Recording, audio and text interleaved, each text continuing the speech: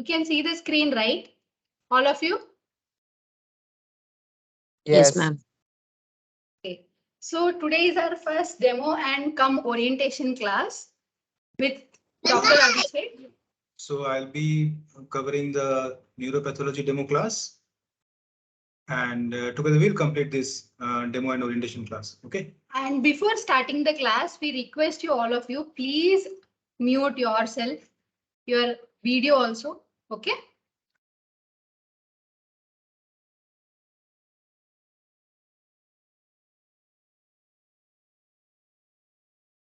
Okay, we'll start our class. So little bit about orientation because still people are joining.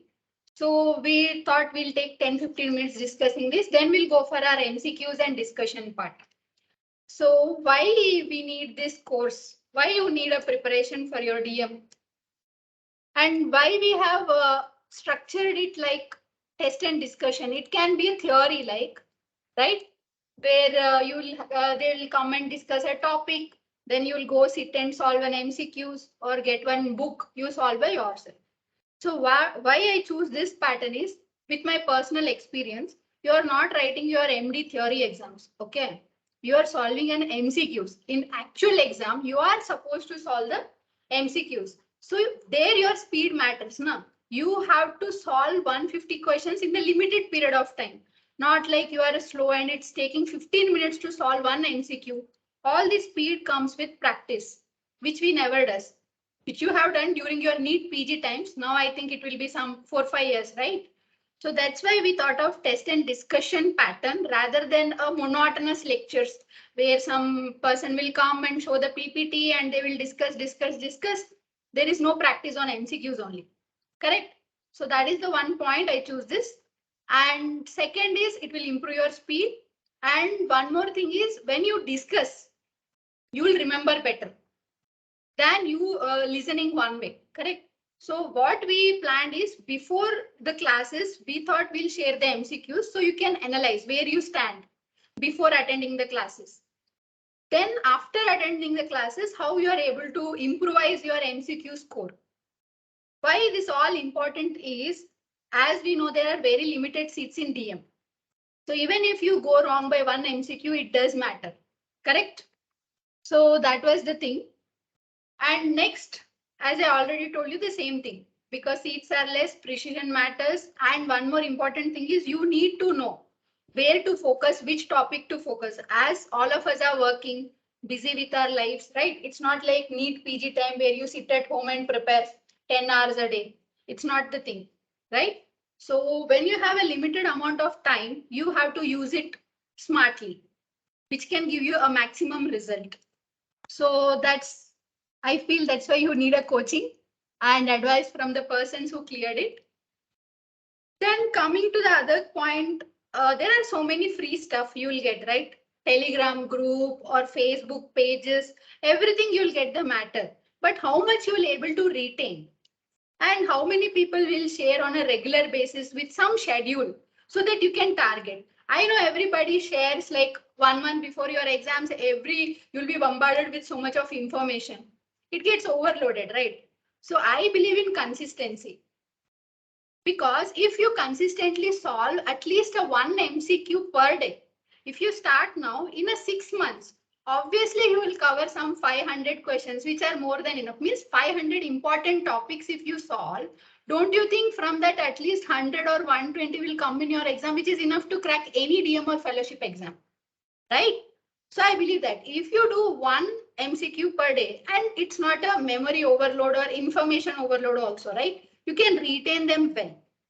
Rather than sitting and doing 1 month before exam and daily reading some 100 MCQs, I don't know how much you will remember. So long-term initiation, long-term memory won't be there. Then what happens during exam, you feel like you know the topic, you have read it, but you end up doing the wrong answer. You mark the wrong option and come off. Then this options were so confusing. I don't know how I did silly mistakes, and you end up losing your rank. So that's why I believe it should be 6 to 8 months of duration and daily small MCQs like 5 or 10. I feel 10 is enough. That's what I believe. Consistency is important in any exam. So with that concept, I designed this course. If anybody has any inputs or queries, you can ask at the end of the session. Okay. So we'll start our sessions. Before that, let's see anybody is waiting in the lobby. We'll let them in. Okay. So now we'll start our discussion part, and I will be switching off the video because it will be better for you to, otherwise there will be a lag. Okay.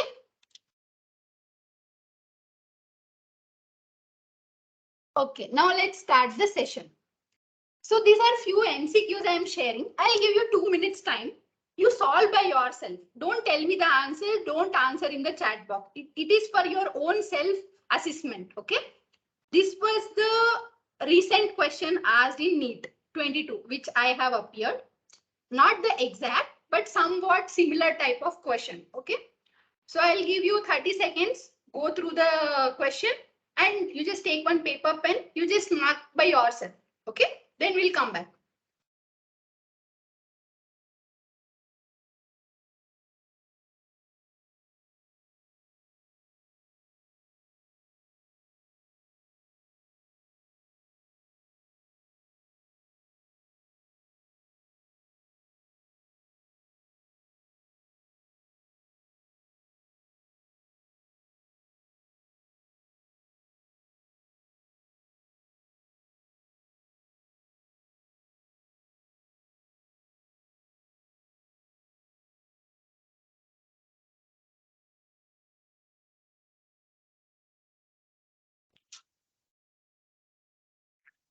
Okay, done.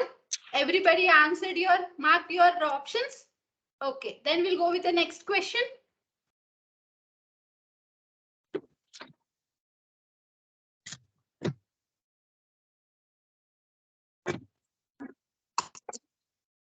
Ma'am, we can also approve guests who are in the lobby. So if you're continuously opening it, it is distracting.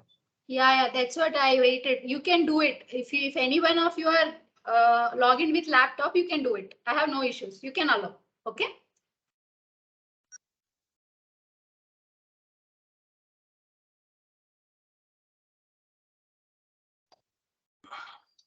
Done. Can I go for the next question?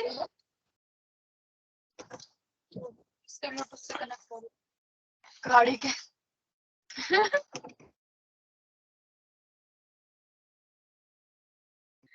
कुछ कुछ बोलेंगे अभी तो गाड़ी खोल ही नहीं। Please mute yourself.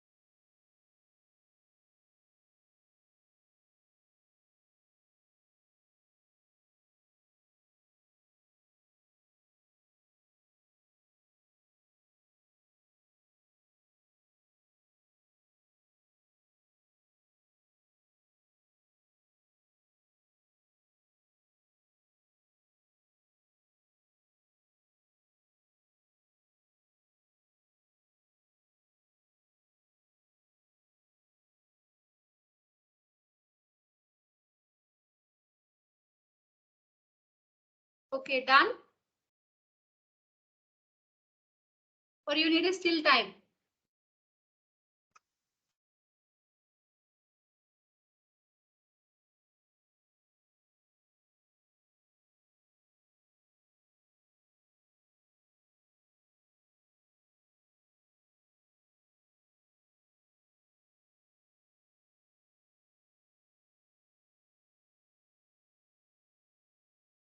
Okay. Now, can anybody guess how this all MCQs are related? Can you guess the topic on which the MCQs were asked? This is how in an exam the questions will be asked. And don't think previous years ka question will come. It's the topic. It's never the question. So you should be aware of the topic, not the questions. The same question never repeats in any exam. It's the topic. And let's see how all these questions are related to each other. So it's about metastasis and invasion. So what is this metastasis and invasion? It is a complex and active process, which is a multi-step process, right? So it involves lots of complex interaction between the cancer cells and the stromal cells and the extracellular matrix. So mainly these are the three components which interaction helps in the metastasis and invasion cascade. So if I have to divide this metastatic cascade into two phases, first it will be invasion into the extracellular matrix, your cancer cells. Then going through your vascular dissemination and then going to one tissue and homing, right? And there they're getting colonized and proliferating. They'll go to some organ that is called tissue homing and then they start colonizing. That means they start proliferating. So let's start with our first step. So as we know, all the epithelial cells are where they are situated. They're situated on the basement membrane, right? And how they are present. Always there is an intercellular junctions, either from the cell to cell or from the cell to basement membrane, right? So that's how normal histology is. So what does tumor cells do special to metastase? They have to breach this, na? First, they have to loosen up with their neighboring cells. They have to lose this intercellular junctions. And then they have to lose this junction with their basement membrane. And they have to invade the basement membrane. Then only they can gain the access to the blood vessel, right? So how exactly this thing happens? So this is an active process which happens in several steps. So first they have to loosen up with the surrounding tumor cells.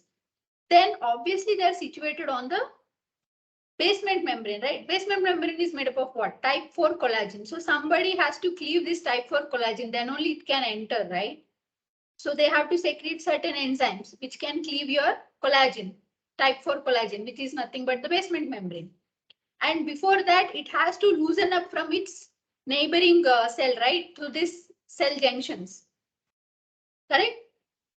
So how does it happen? And to pass through this basement membrane, it has to undergo this change in the shape and size, right? So if a cell has to change its shape and size, who helps them? That is your cytoskeleton, correct? What are the cytoskeletal elements which are made up? They are your actin, all those things, na, intermediate filaments, cytokeratins, actins, microtubules, all these will constitute your cytoskeleton, right? Which gives the cell its shape and size. So if your cell has to change its size and shape and acquire a motility, you have to change your cytoskeleton, right? So these are the different steps which happens. Then coming to the step one. So first it has to loosen up from its cell to cell. So normally how the cell to cell intercellular junction connections are there? This is mainly carried out by your, one of them is the E-cathedral. Cell to cell connection. What it is a transmembrane glycoprotein. Okay, which helps in the cell to hold each other together. And it's the integrin which holds the cell on the basement membrane. That is how normally your cells are. They are glued to each other. So to become a metastasis or a tumor, you have to remove that, right? So obviously E-cathedrin is a protein. So all the proteins in our body are coded by a gene. So that gene is called as CDH1 gene, which codes for your E-cathedrin. So that's why in lobular carcinoma of breast, how the tumor cells are arranged, they are individually dispersed, if you see. Because what happens in these carcinomas, there is a mutation of E-cathedrin, means loss of function of the gene. The gene gets mutated, so it is not coding for that protein called as E-cathedrin. So when it does not code for that protein, so obviously there will be no cell-to-cell junctions, right? So whatever the cells are there, there will be individually dispersed like this. So that's why we call that Indian file pattern, if you remember, in lobular carcinoma of breast. Even in diffused gastric carcinomas, you see that signet ring-like cells which are individually dispersed like this because they don't have this E-cathedrin to stick to each other. So whenever there is mutation of this gene CDH1, so the patient can present to you with both gastric carcinomas and breast, lobular type of breast carcinomas. So that syndrome is called as hereditary diffuse gastric carcinomas. So now let's see. So what can be your potential MCQ? See, this is a normal way of studying that everybody does. So you have to think. So from this information, you can frame 3 to 4 MCQs.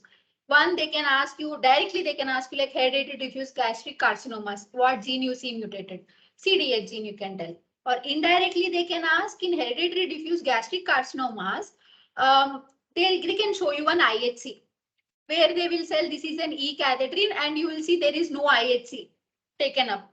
So that means there is a loss of E-cadherin. That means this is the cancer syndrome. Or they can tell the patient had breast carcinoma, lobular. They'll put one HE photo like I showed in my MCQs, right? I showed that the patient now has a gastrectomy and showing loss of rugosities. If you see this pic, see. This was an MCQ, if you see. So here there was a gastrectomy specimen. If you see, there is a loss of this rugal folds and all, right? So there was a gastric carcinoma, let's think. And she had 5 years back mastectomy done. See, these are the Indian file appearance of those tumor cells. So that means you have to correlate both of them. So they had hereditary diffuse gastric carcinoma syndrome, which is due to the E-cadherin gene mutation, loss of function, that is CDH1 gene mutation, right? So don't think it's a metastasis. So in that way, they can ask you any question. The concept has to be clear, right? And the next question I asked was, what was integrin, if you remember? So integrin is what? It connects your epithelium to your basement membrane. That means an epithelium to the ECM. Correct? So that was it. Then next, coming to the second step, how this extracellular matrix is mediating your tumor initiation and migration. Because if tumor has to metastasize, what is the hallmark of any malignancy? It's metastasis, right? To invade, to metastasize. So to get that, you need an extracellular matrix. Not only that, for normal homeostasis also you need, because if there is an what you get a wound, there has to be wound healing, right? So you need the cells to come from your connective tissue, proliferate, go to the surface where there is an ulcer or there is an wound, and they proliferate there, right? So not only just you need for your normal wound healing, other tissue homeostasis also, right? So only thing is cancer cells are using it for their own benefit. There is no any physiological function as such. So how does it do? So what happens is the tumor cells keeps on growing on your basement membrane. So what happens then? They exert a mechanical pressure on this basement membrane. So as a result, the basement membrane can rupture, right? They can enter your extracellular matrix. That is one. One thing is these tumor cells know how to rearrange their cytoskeleton. I told you cytoskeleton is made up of all those actin, microtubules, intermediate filaments, all those, which gives the size and shape to your cell. So they change that and they start forming an invadopodia. So what these invadopodia do is they keep on making one holes on your basement membrane. So as a result, now it can come now.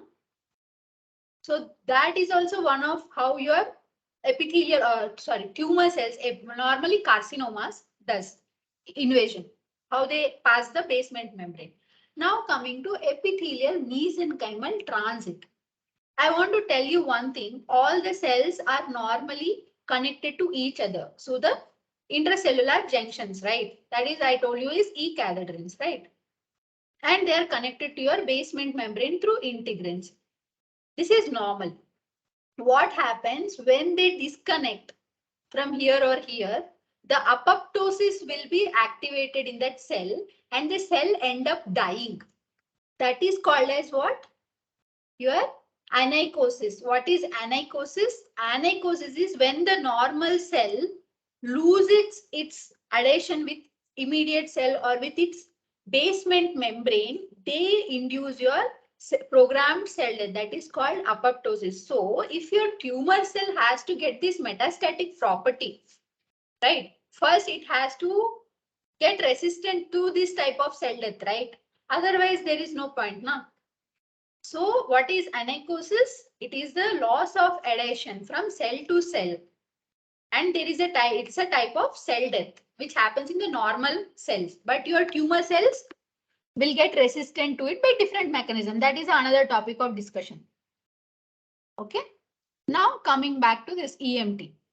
So in EMT, obviously, if I have to invade the basement membrane and go to ECM, that is extracellular matrix, and go and find one blood vessel, so I can go to the distant organ and colonize there. So first what I have to do, I have to down regulate the epithelial markers. Correct. Have you ever observed why in our connective tissue, if you observe, your fibroblast will never be connected to each other, right? They'll be singly dispersed like this. Your fibroblasts, all these macrophages, they are dispersed, no? Not like epithelial cells where they have these junctions between the each cell and they have the junction between the basement membrane, correct? So if I want to move easily, I want to be like this mesenchymal cell or I should be like epithelial cell. So I prefer to be mesenchymal cell, right? To move easily. So that's why what your tumor cell do is they change their genetic makeup. They silence the genes which are of epithelial phenotype and they want to activate the genes which will activate the mesenchymal phenotype, right? So that's the EMT. If I have to tell you in the simple logic, that is upgradation or upregulation of your mesenchymal markers or those genes or downregulation of epithelial phenotype, that is your E-cadherin. So all this has to be regulated by your certain genes. Now every protein in our body is controlled by some gene. So this is controlled by a two genes and a transcription factor, that is snail and twist. So again, one more question they can ask you in exams. Like they never repeat the same question. The concept will be same. So they can ask you like snail and twist are the genes associated with EMT, like that they might ask you. Okay, in the exams. If they want to ask you higher, they want to make it little tougher, they can ask you snail is a gene located in which chromosome, they can ask you. Or they can ask you twist is the gene which is located on which chromosome. Or they can ask you how this twist causes EMT by involving which type of pathway, they can ask you. Okay, so these are the ways you should approach, not just reading the theory. Okay, this is all given in your Robbins, but it matters how you look at the stuff. So always be like an examiner. If I make you an examiner and ask you to set an MCQs, how you gonna set? That's how your approach should be to any topic. Okay. Now coming to now our cell has degraded the basement membrane, so it has entered to your ECM. Correct? That is your extracellular matrix. So in extracellular matrix, it needs some growth factors to survive, na? And obviously your extracellular matrix is full of collagen, proteoglycans, all those things. It has to move, right? So if somebody is standing in front of you, how you move? You want some path to be made so you can easily move, right? So that's why the tumor cells are secreting these proteolytic enzymes, or they make sure the macrophages or other stromal cells secrete those enzymes which is required for your tumor cells ka easy movement, which degrades your extracellular matrix, like matrix metalloproteases, capsin D, urokinase, plasminogen activators, all this. So they degrade this extracellular matrix, so easy for your tumor cells to move. Right? So that's how, not only that, these extracellular enzymes like matrix metalloprotease, especially there are so many types. Among one is 9, which especially cleaves the type 4 collagen. So not only it helps in the motility of your cancer cell, it also helps in the normally what this extracellular matrix contains, it sequesters all the growth hormones which require for the cell proliferation, division, survival. Okay, they are sequestered. Only when you need only they will be released. So because this person is cleaving your ECM, all these are in abundant. That is what your tumor cells need na, to grow, to divide. And also you get VGFR. What is VGFR? Vascular endothelial growth factor, which gives new blood vessel supply, angiogenesis, right? So obviously growing tumors need more blood supply. So that's how it is seeing for its own survival in the extracellular matrix. So that's how it is happened. Then normally in our body, everything has a feedback, correct? So there are tissue inhibitors of matrix metalloproteases. So these normally in balance, normally in our body, both of them are in the balance. But what tumor try to do, it try to tilt this little higher than this, correct? So they try to produce inhibitors of this so that we will have more of this, more of ECM degradation, more of all the growth factors and easy for motility, all those things. Okay, so especially the MMP9s are increased, or the genes which code for these enzymes are overexpressed in this cancer, that is breast, colon and stomach. So next MCQ can be this. Matrix metalloproteases 9. Overexpression seen in dash, which of the following tumors they might ask you like this. So all this will be your MCQ. Now, it is the same thing. What is the role of matrix metalloproteases, which I just explained you. Now coming to about integrins. As I already told, integrins will connect your cell to the basement membrane normally. If it is detached, the cell will undergo for apoptosis, right? That's the thing. So tumor cells has to resistant to this type of cell death, that is anacosis. Okay, and most of the tumor cells secretes which type of matrix metalloproteases, that is 9, and which helps in cleaving your basement membrane, that is type 4 collagen, which helps in the migration of your tumor cells. Especially it also exposes this lamin, which helps in the migration of your tumor cells. So that's how your tumor cell starts migrating. And how this locomotion happens, I told you there is a cytoskeleton which gives this shape and size to your cell. So if you have to move, they don't have legs, right? So they don't have a car or bus. So they have to change their shape. So they have to change their cytoskeleton.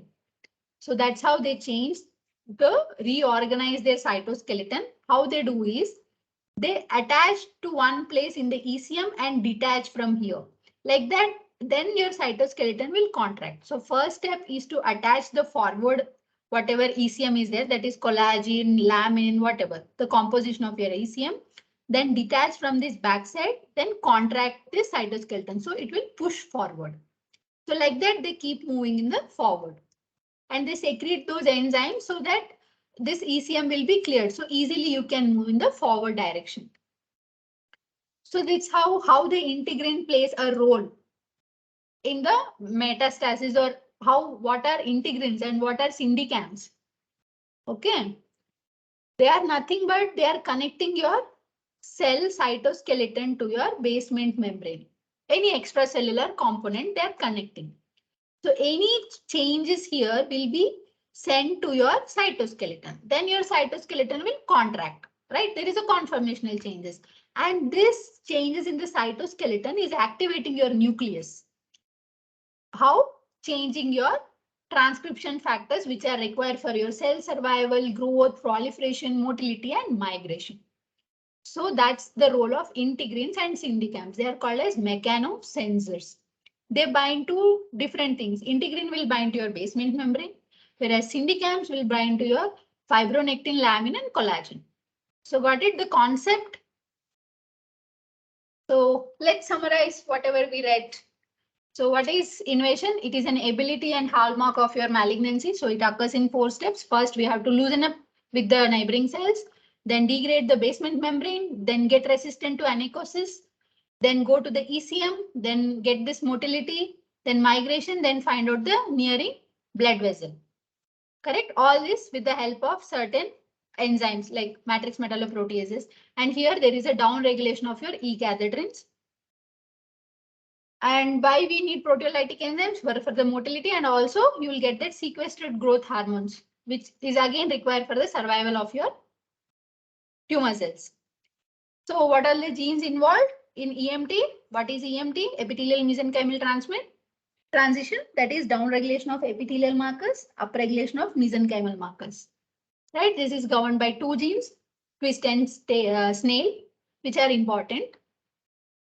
Okay, so now let's go back to our MCQs and see how many of you did correct. And now let's solve one more time. So what is true about EMT? Except, sorry, it was a question wrong. It is all are true. What is true about EMT? It is what? Up regulation of mesenchymal markers and down regulation of epithelial markers. That was the answer. Now, what is onychosis? It is a type of form of apoptosis. When cell loses its connection to the neighboring cell, they will die. Integrins will connect your epithelial cells to extracellular matrix. And this I have already explained. So hope you like the concept. Now I will hand it over to Dr. Abhishek. He will be giving you a demo about few CNS questions. And any doubts we'll discuss at the end of the session, okay? After he finishes his discussion.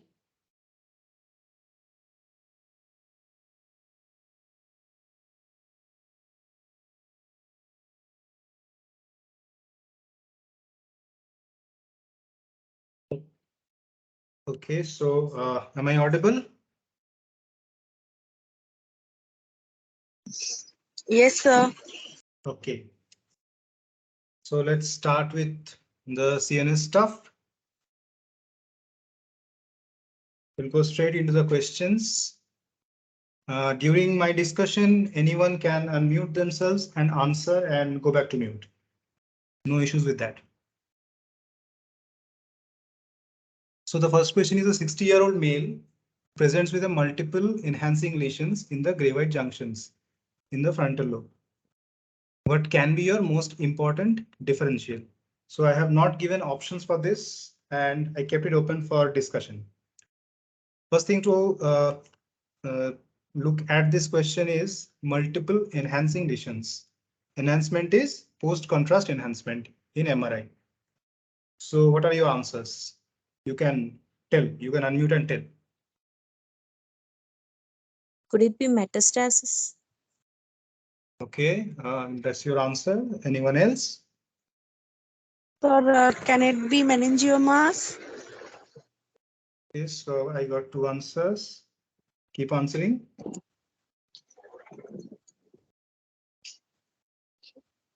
You can be wrong, doesn't matter. This is not the final exam. Sorry? So can it be infective lesion like tuberculosis or something like that? Okay, okay. If I'm not wrong, just a differential. Yeah, it's open. Don't worry about being right or wrong. We are here to discuss and make the wrongs right. Okay. Okay, okay. So open up with your discussions. Any other answers? Glioblastoma. Glioblastoma. Right. So the reason I kept this question is this: if you look at a neuro person's angle, this is an easy question.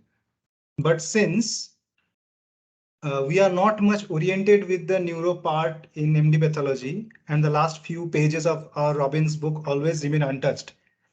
That's why I kept these questions so that we can open up the discussion. So first thing first, elderly male, right? 60-year-old male. Multiple enhancing lesions. This is important. Multiple enhancing lesions. Next important thing is gray-white junction in the frontal lobe. It can be frontal lobe, parietal lobe, anywhere. Okay. Gray-white junction is important. So if I now point out the things, one is elderly male, multiple enhancing lesion in the gray-white junction. So see, whatever you told, glioblastoma, okay, glioblastoma can also be multiple, but it's usually solitary. Next is meningioma. Meningioma also, okay, may be multiple in plaque meningiomas, but is usually solitary. And another answer was metastasis. Another answer I got was infections like tuberculosis. So the most common brain tumor that I will take here is metastasis. Okay. And anyway, metastases are the most common ones. So important thing to note, elderly male, multiple lesions. When we get metastasis in brain, they are usually multiple lesions, like, or I may say classically multiple lesions. They may be solitary, but sometimes in a CT, the lesions are solitary. And when you do an MRI, smaller lesions are found out. Fine. So if you get in a question, multiple enhancing lesions, the first thing that you should think of is metastasis. The other things can be there, but you should not miss metastasis. Next important thing is gray-white junctions. So you all know that there are two areas, gray matter and white matter. So what's so special about this gray-white junction? Can anyone tell? Why I have specified gray-white junction? Any wild guess? Anyone?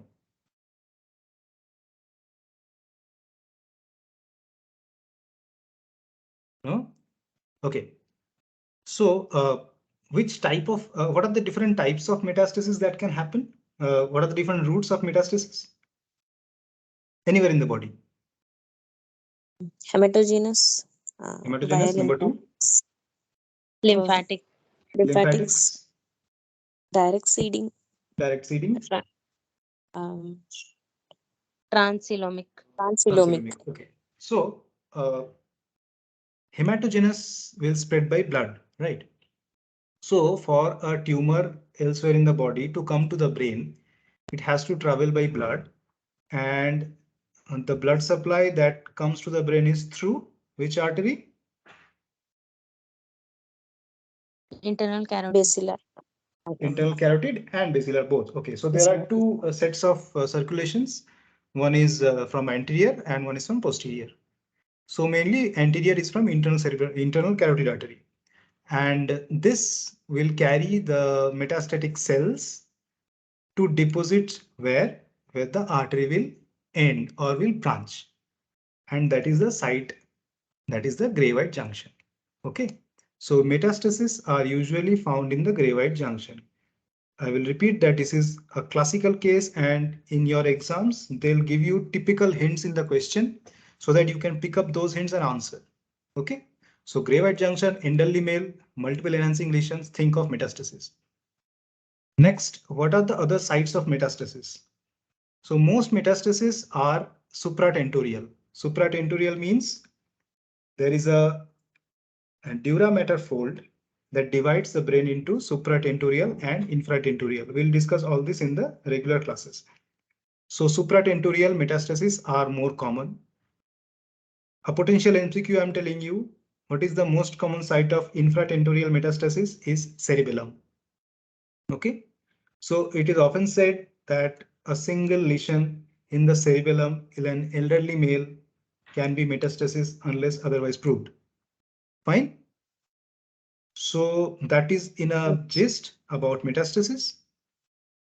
Next question from me is, what are the most common tumors which can metastasize to the brain? Come on, answers. Lung. Okay. Lung is actually good, no? Because if we don't know anything, we can answer lung and slightly be on the safer side. So one answer is lung. Next is Breast. breast. I think I got one. Colon. Okay, colon. Stomach. Next. Stomach. Salivary Stomach. gland adenoid cystic carcinoma. Okay, see, there are some tumors which RCC. can metastasize, but the common ones I need. Okay, RCC. So these are the commonest metastasis to brain in that order. Okay, most common is lung. If they mention female, be very careful. You are reading male, male, male, then in the exam they give you 60-year-old female and you mark something else. Don't do that. Be very careful reading the questions.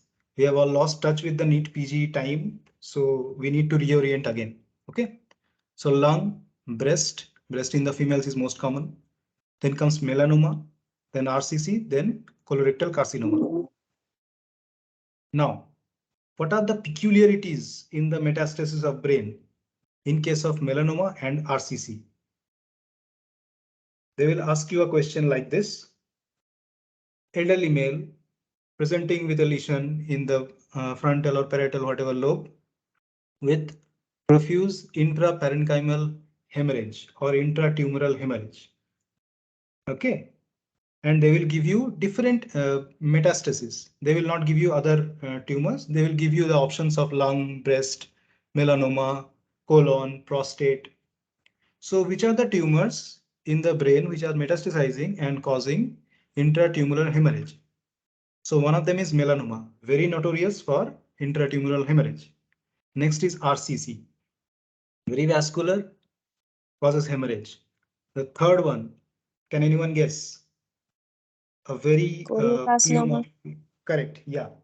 So choriocarcinoma is the third one. You please remember these three for intratumoral hemorrhage or parenchymal hemorrhage in the brain. Okay. So in a gist, elderly male, multiple lesions, enhancing, throwing mets in the brain where gray white junctions. Why? Arteries branch there, so the mets are deposited there. Cerebellum is an important site of infratentorial metastasis, and elderly male with cerebellar lesion, think of metastasis.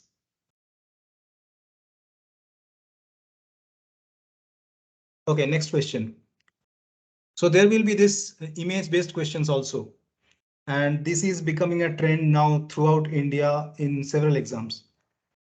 Look at the image. 35-year-old female presents with low back pain and sciatica-like pain, that is radiculopathy, of long duration. Histopathology shows this. These are the options. Answers.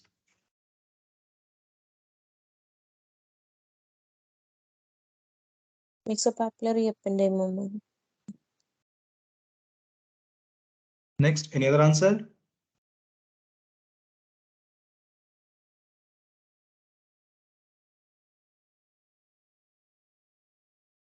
Any other answer? Or everyone thinks myxopapillary ependymoma?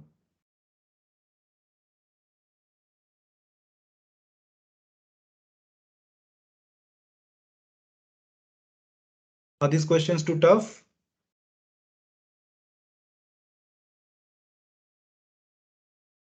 Let me assure you, these are easy questions if you solve neuropathology questions. So if you don't touch these topics, you will miss out easy questions.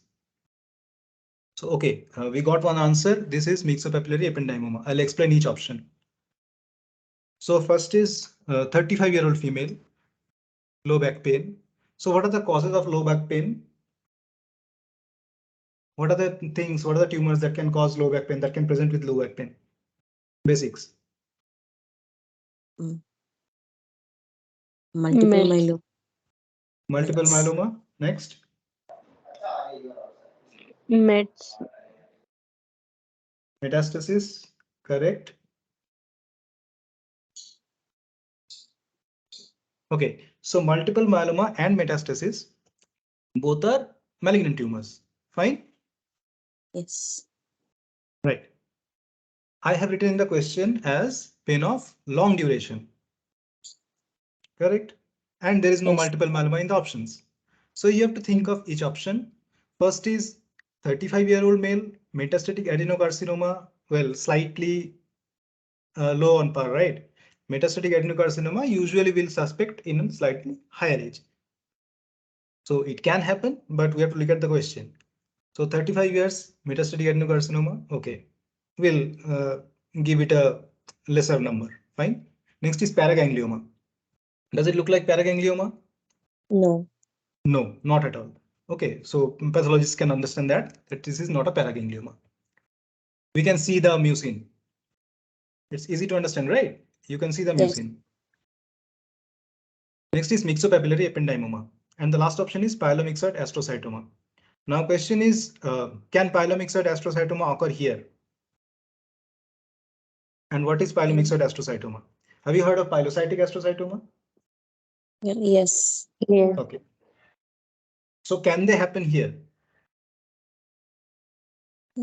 at this site? Low back pain, lumbosacral. No, very less chance for this site. Less Spinal chances cord of maybe. happening. It can occur, but very less chance. Pyelomyxoid is mostly near the thalamus, hypothalamus, those regions, but the picture can be confusing. Okay, this myxoid areas are there, and this the cell morphology in this picture are not too much discernible. So what I wanted to tell you from this image, if it's a dicey image, you are not getting the cell morphology properly, you need to just rule out the options looking at the question. Okay, so metastasis out, paraganglioma out, pyelomyxoid out, because very less chances happening in the spine. And the answer is myxopapillary ependymoma. So Another way, this same image can invite a question. What stain can you do to highlight this mucin? Mhm.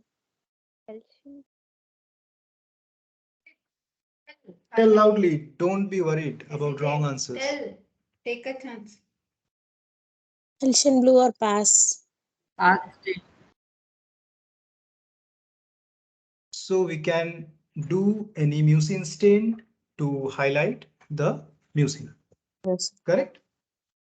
Yes. But the answer would be Alcian blue.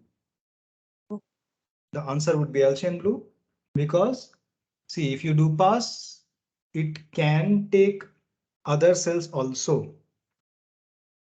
Okay. Pass is a very Yes. non-specific stain. It can take other cells also. Glycogen will also take pass, right?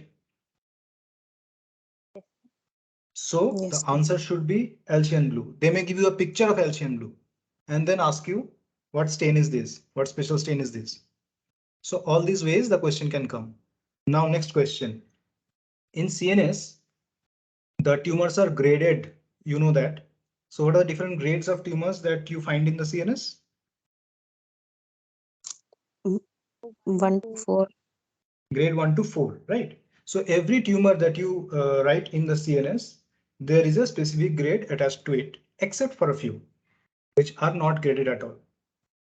So next question that might come here is paraganglioma. What is the grade of this tumor? I'm opening up these questions because after this class, you will go and look up for these questions. You may note down these questions, you will look up for these questions, and that will open up more questions in your mind. So these are all potential MCQ questions. Paraganglioma, is a benign tumor or a malignant tumor? Benign. Benign, okay. Locally aggressive or completely benign?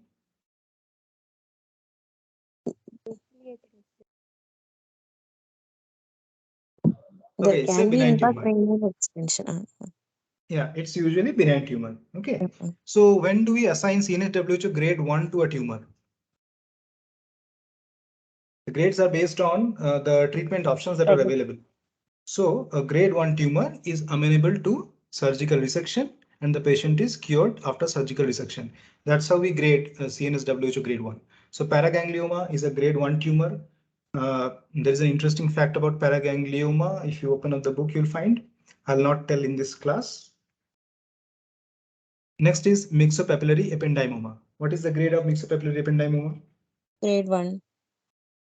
1. Anyone else?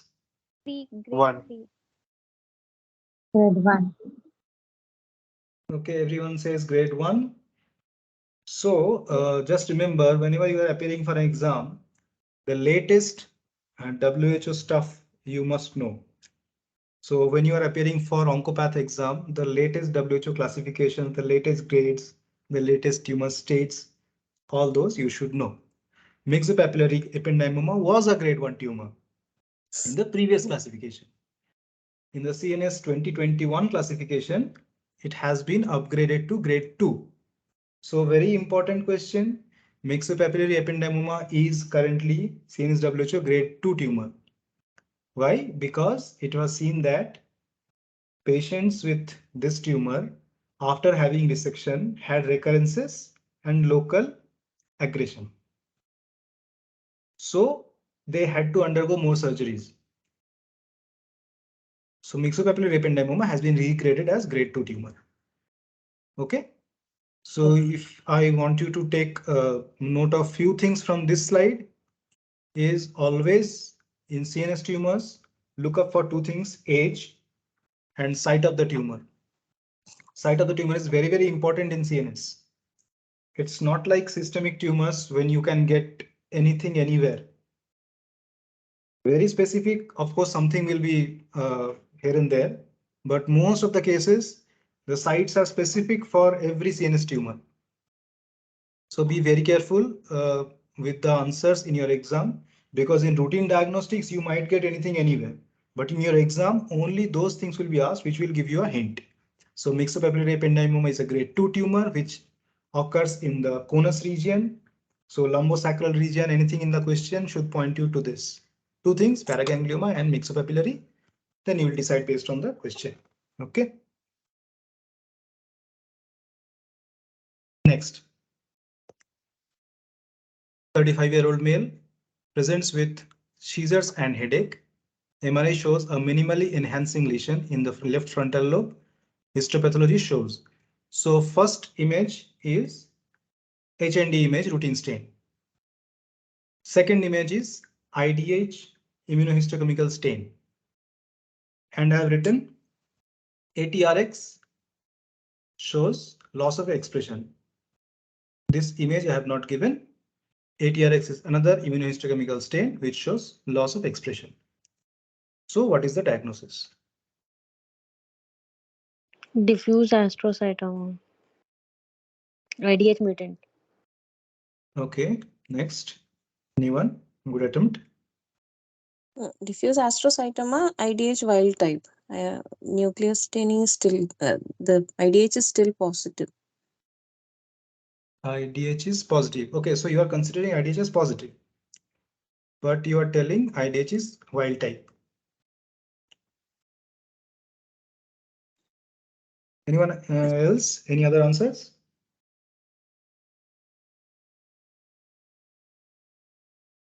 IDH negative diffuse astrocytoma. Okay, so when will you consider IDH as positive and when will you consider IDH as negative?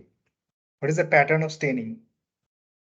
That is one question that will come up. Anyone with oligoastrocytoma? Anyone with oligodendroglioma?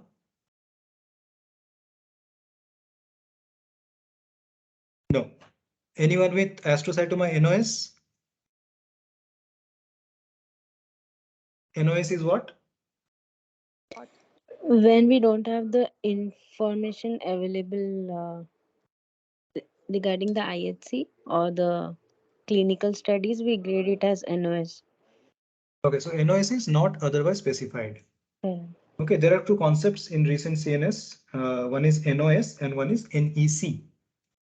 NEC is not classified elsewhere. NOS is not otherwise specified. So not otherwise specified is after naming a tumor, you are supposed to do some test to classify the tumor further. Okay, but you are not doing that test due to some reason. The test may not be available. That test you have done has failed, whatever, but you are not doing that test. So in those scenarios, you will tell NOS. NEC is you have done everything possible, still you can't classify into a particular WHO diagnosis. Then you say it's NEC. Okay, so be very careful about NOS and NEC. They may put these three letters at the end of an option and confuse you. These are the concepts that have come up in CNSWH 2021. So careful. Now coming to the question. Diffuse astrocytoma. Okay, first I'll explain the IHCs. Just look at the histopathology first. They may not even give the IHC, they may just give a histopathological picture and ask you to discuss. So can you make out some cells which have a bit swollen cytoplasm, eosinophilic swollen cytoplasm? Yes. Yes. Okay. So a question can come in that way. They'll give you a picture and just point an arrow at that or make a star around that and ask you what is this cell? Can you tell me what is this cell? A swollen cell with eosinophilic cytoplasm, pushed nucleus to the periphery. These are called gemistocytes. Gemstocytes. Mesocytic cells. Yeah. So gemistocytes are actually astrocytes. Fine. So basic question like gemistocytes are, they'll give you astrocytes, oligodendrocytes, microglial cells, like that. Okay. So gemistocytes are astrocytes. And there was a classification before which we called as gemistocytic astrocytoma, but now we don't use that much. So these are astrocytic cells. From the HE, we can make out a little bit of that. Now we come to IDH. So IDH is positive or negative? Someone said IDH as wild type. No, Now sir, it is muted. Mm. So positive or negative it is? It is showing cytoplasmic expression, which means Okay. Which it is means mutant. it is mutant. So IDH is positive or negative? Straight answer. Negative. We are saying IDH has taken up stain. It is showing cytoplasmic positivity. So what should be the positivity, nuclear or cytoplasmic? Nuclear. See, IDH is, if you go back to what IDH is, full form of IDH? Isosaccharic dehydrogenase. Okay, so where is this located, this enzyme? Cytoplasm. So answer is? Cytoplasm. Yeah, so IDH is a cytoplasmic stain. Fine. Yeah. So if IDH is mutant, it will take up cytoplasmic stain. If IDH is wild type, it will take no stain. There is nothing like beta catenin which shows cytoplasmic normally, and when it's tumor, beta catenin positive, it goes to nucleus. You know that concept, right? Okay. In beta catenin, normally everything is cytoplasmic. When there is beta catenin positive tumor, the It stain will moves become to nucleus. nucleus. Yes, there is nothing like that in IDH. If there is an IDH positive stain, positive cell in brain tumor, it is IDH mutant. The cell is IDH mutant. Fine. Okay. So IDH positive cells are abnormal. There is nothing called a normal IDH positive cell. So IDH mutant means IDH positive. ATRX shows loss of expression. Now similar concept, ATRX, what is that? Alpha thalassemia X-linked recessive retardation. Fantastic. So ATRX is that alpha thalassemia X-linked retardation gene. Now that gene controls this protein expression.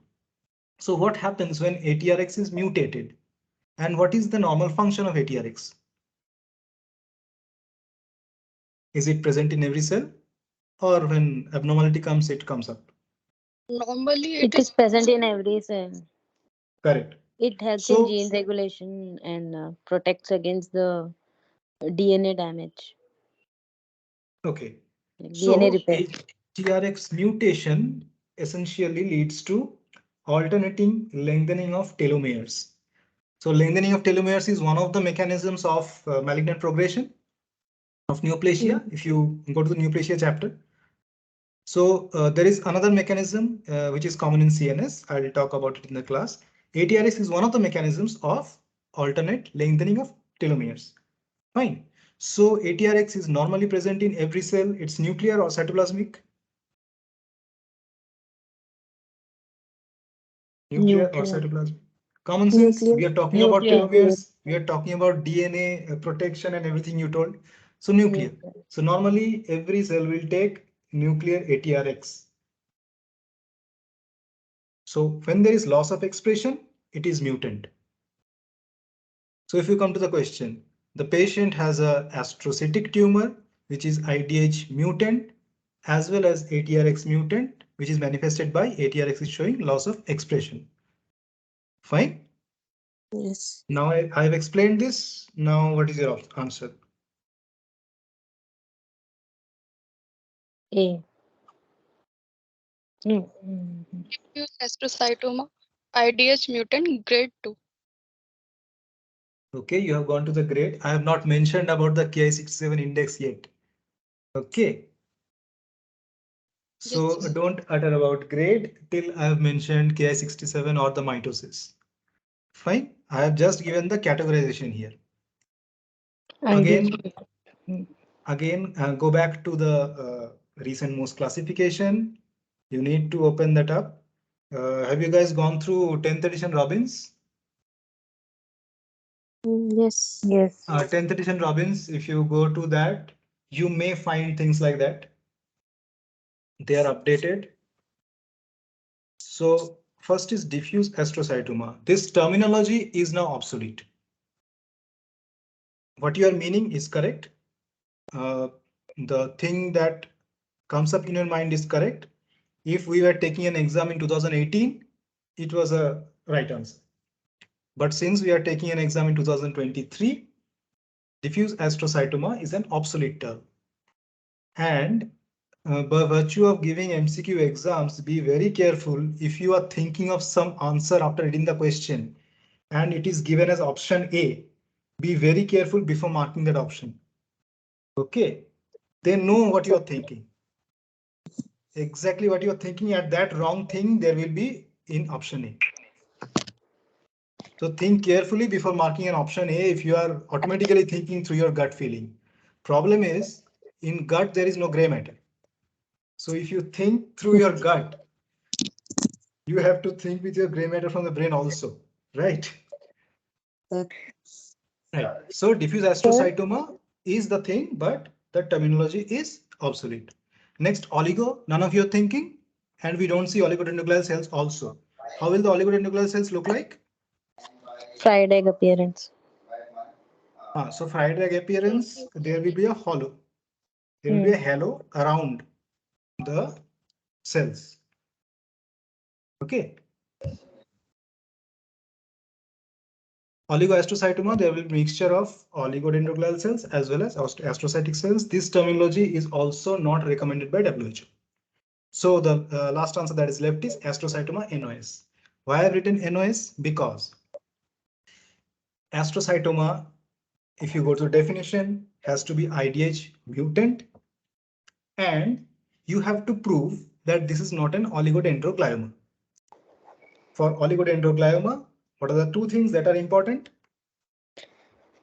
Chromosome 11p 19q code 1p 19q, 1 code deletion. 19q co-deletion, along with two things. That is one thing.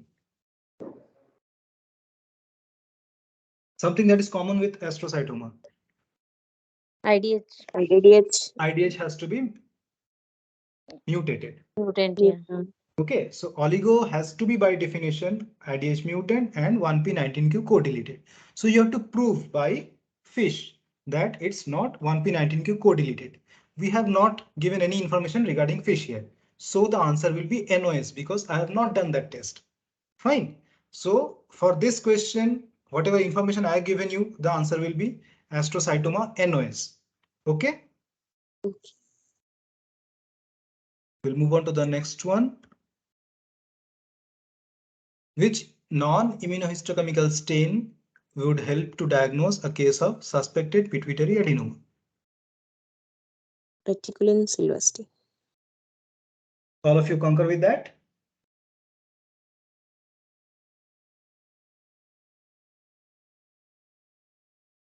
Okay, so I'll explain.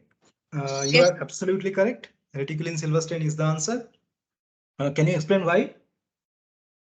Normal pituitary glands are arranged in acinar pattern, composed of both acidophils and the other type of cells. And when you do a reticulin stain, these nesting acinar arrangement will be very prominent. When there is an adenoma, this will be lost and there will be sheeting arrangement of monotonous cells. So fantastic. Yeah. So that's precisely the answer. Okay. In adenomas, the reticulin arrangement will be lost and there will be sheeting and monomorphic pattern of the cells. Fine. In a normal pituitary, sometimes you get in a biopsy normal pituitaries. So how to differentiate? The cells are not monomorphic. There will be different types of hormone secreting cells. There will be acidophils, there will be basophils, there will be chromophobes. All of them will be there, and there will be dense reticulin networks separating those cells in nests. Fine. Sir. Okay. There will be questions with stains. They will give you a stain and ask you to identify. That can be systemic pathology also. That can be a neuropathology also. That can be hematopathology also. So identify this stain. Luxol first. Luxol first. Okay, anyone else with any other answers?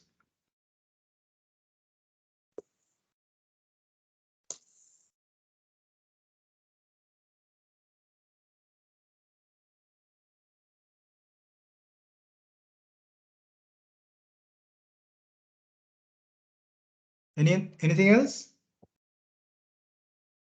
No. Okay. So everyone is absolutely correct. What is the structure? Cerebellum. Again? Midbrain. Cerebellum. Sorry. Can you see in the middle some Artery, No. vascular. What is there? Can you see the pink area? What is this pink stain?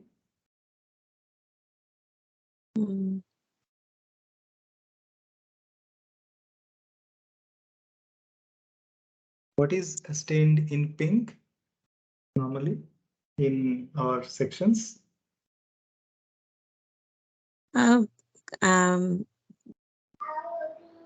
Okay, you can identify the blue stain, right, at the periphery. Yes. Fine. So what does it take? The answer is absolutely correct. Luxol fast blue is the answer. So what does it take? What does it stain? The myelin. Myelin. So if I tell you I have a section of sciatic nerve, okay, or I have a section of tibial nerve, and I'm staining with Luxol fast blue, will it take or will it not take?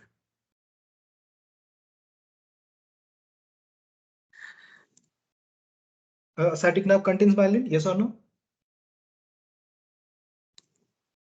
Any nerve has myelin? Yes. So these are basic stuff. You just need to know them. Just because we avoid these things, we can't answer. So sciatic nerve is a peripheral nerve. Luxol fast blue stains the CNS myelin.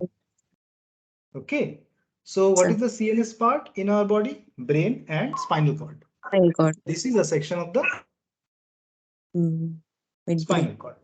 This is not midbrain. Okay. Okay. So this is a section of spinal cord. If you want to differentiate between midbrain and spinal cord, you have to look at the anatomy.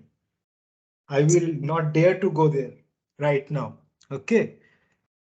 So just know this is a spinal cord and spinal cord contains myelin. The gray matter is in the center and the white matter is at the periphery.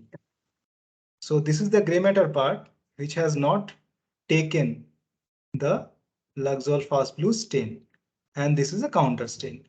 So this area is the white matter of the spinal cord, and in brain also, if you do Luxol fast blue, the gray matter will not stain, the white matter will stain with blue.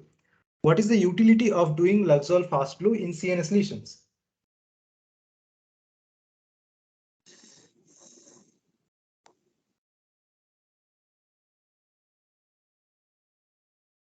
You only answered that it's staining the myelin.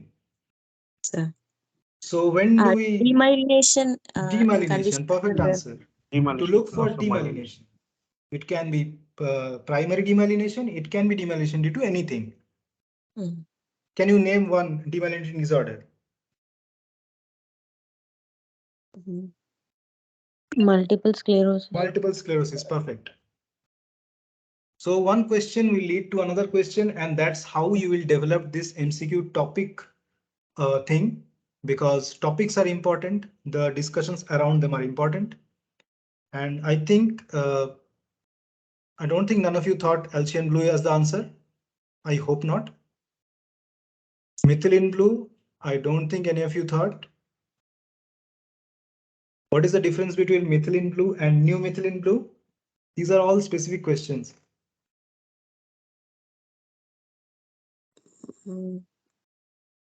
It is a pure dye, new methylene blue. Okay, these are topics which you just go through your routine practice. You routinely go through your books, you will get the answers. Okay, the answer lies in hematology. Fine. I hope tall blue was not thought of as the answer. So the demo class will wind up here, the discussion. Any doubts among these questions? Sir, first question. In recent WHO also there is diffuse and local gliomas, no sir. Diffuse is again into adult and pediatric type. See, I'm asking the diagnosis. Okay. When you are seeing a question, you don't answer with category. Gliomas are divided into circumscribed gliomas and diffuse gliomas. Yes. Fine. Yes. So diffuse glioma is a big umbrella, and it's diffuse glioma, under which comes astrocytomas, under which comes oligodendrogliomas, under which comes glioblastomas also. Yes. Fine. So Yes. then you come to the tumor types. So this is a tumor type. Astrocytoma is a tumor type. Okay. Okay. Yes. Thank you, sir. Okay. Thank you all of you. Wonderful. And Dr. Keerthy will say something to you. Some more information is there.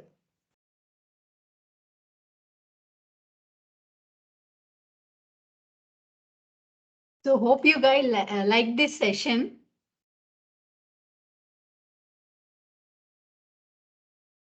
Yes, ma'am. So any doubts and query regarding the